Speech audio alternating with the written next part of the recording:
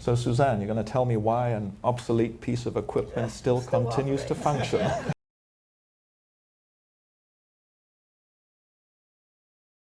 So the Voyager spacecraft has only 68 kilobytes of memory on board. Now,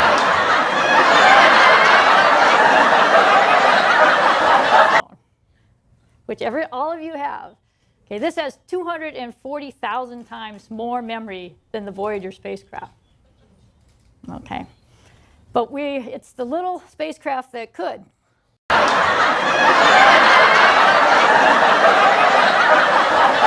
You know, we keep on going. We communicate with the spacecraft every day, both spacecraft every day, and we use the Deep Space Network that's run by NASA. And really, I would say the Voyager and the DSN have grown up together. The DSN has been with us the whole time. Voyager is currently 11.6 billion miles away from us. And the signal from Voyager to the Earth takes 17 hours and 22 minutes one way. Okay, Voyager transmits with a 22-watt transmitter. Okay, that's about the size of your refrigerator light bulb. Okay, when that signal comes down and the DSN picks it up, it's 1/10 of a billionth of a watt.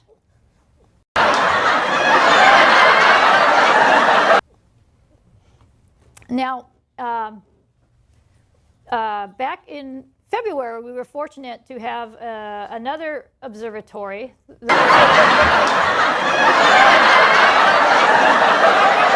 The Very Long Baseline Array, which is operated by the National Radio Astronomy Observatory, try to look for Voyager's radio signal. Voyager was 11.5 billion miles away last February, and the VLBA went out there and looked for the signal. If you can bring up the next graphic, they were able to see a blue speck.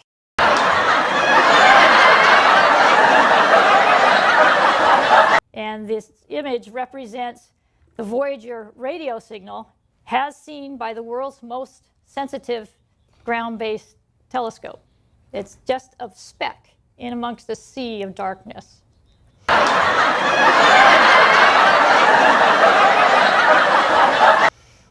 Now, I mentioned earlier that this mission can continue for several more years.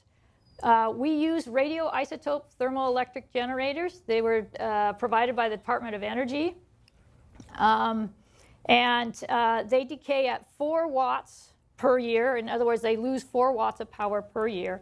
So as a project manager and the engineers on Voyager, we have to be very careful to manage that power source so that we can continue to operate the instruments for as long as possible. And we have enough power to operate the fields and particles instruments, which are taking the current interstellar data.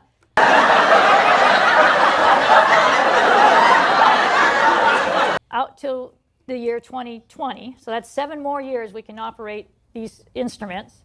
And then after the year 2020, we'll be turning off one instrument at a time until the year 2025, when all the instruments will go off.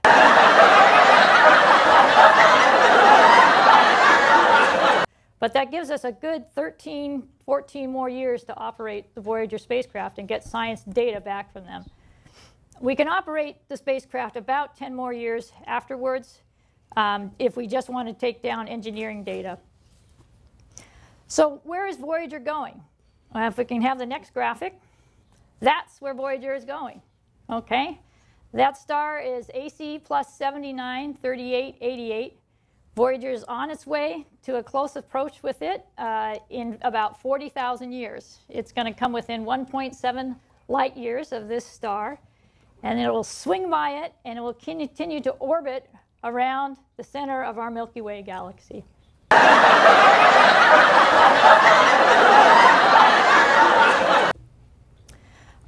And finally, I just want to comment that I really feel the people who had the vision to create Voyager, who built it and who sent it on its way, they just had an extraordinary vision about the discovery and the adventure.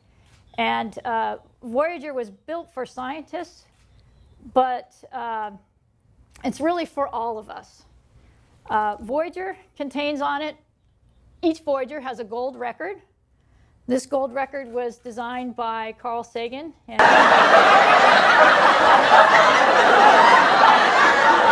his team.